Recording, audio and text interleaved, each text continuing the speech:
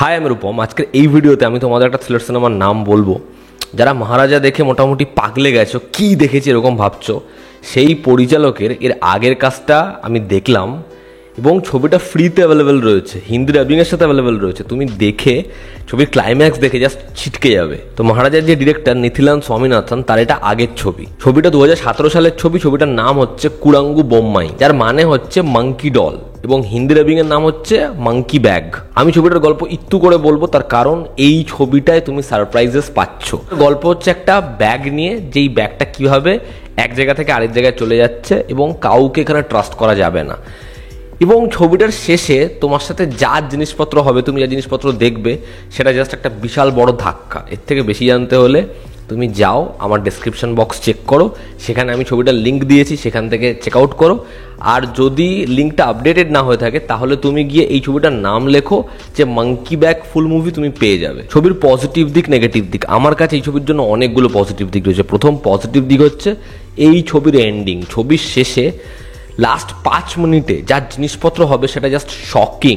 কি লেভেলের তুমি ভাবতে পারছো না। মানে যেরকম মহারাজাতে একটা ধাক্কা দেয়, এই ছবির ধাক্কাটা আমি বলবো আরো গুরুতর, এবং সেটা জাস্ট মানে দেখা যায় না এরকম একটা সিকোয়েন্স। সেকেন্ড হচ্ছে, যেরকম মহারাজাতে একটা সম্পর্ক এবং একটা টুল আছে, এই ছবির ক্ষেত্রেও সেম।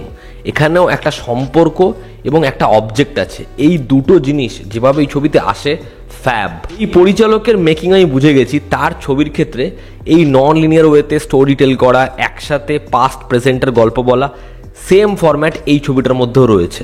এই ছবিটার মধ্যে হয়তো ইমোশনাল যে অ্যাসপেক্ট, সেগুলোকে একটুখানি চাপিয়ে রাখা হয়েছে, কারণ শেষে ওটা অনেক প্রগাঢ় জায়গায় যাবে।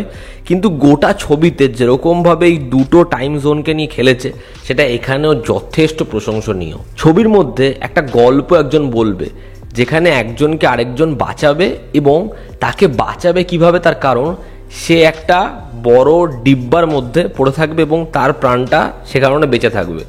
ওই সিকোয়েন্সটা যখন হবে, তোমার পুরোপুরি মহারাজার যে প্লট, সেটা মনে হবে যেন পরিচালক অনেক আগেই বলে গেছে। ছবিতে যে অ্যান্টাগনিস্ট, তার পারফরমেন্স জাস্ট সুপারব, এবং শেষের যে জায়গাটা, সেটা তোমার মাথা খারাপ করে দেবে। মানে আমি পরিণতিটার কথা বলছি। ছবির হিন্দি ডাবিং খুবই অ্যাভারেজ, তুমি হিন্দি ডাবিংয়ের থেকে বিশাল কিছু আশা করো না। এবং যেহেতু ছবিটা অনেকদিন আগেকারই ছবি, তো ছবির পিকচার কোয়ালিটি যে ব্যাপক কাচের মতো চকচক করছে, ওরকম নয়। বাট স্টিল একটা ভালো গল্প, শেষে টুইস্ট, সুন্দর এঙ্গেজিং স্ক্রিন প্লে এবং ভালো ক্যারেক্টার্স।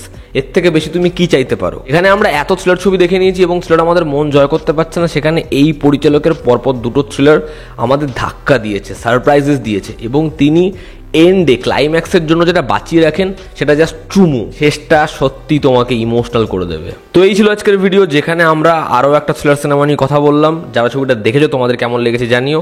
আর না দেখে থাকলে প্লিজ যাও বস, এরকম একটা এন্ডিংয়ের জন্য এই ছবিটা দেখো, মহারাজা ভাইবস পাবে তুমি। ভিডিওটা ভালো লেগে থাকলে লাইক করো, শেয়ার করো, সাবস্ক্রাইব করো। তোমাদের কি অপিনিয়ন জানিও। জনতা আমাদের পাশে আছে। আবার দেখা হচ্ছে। Take care.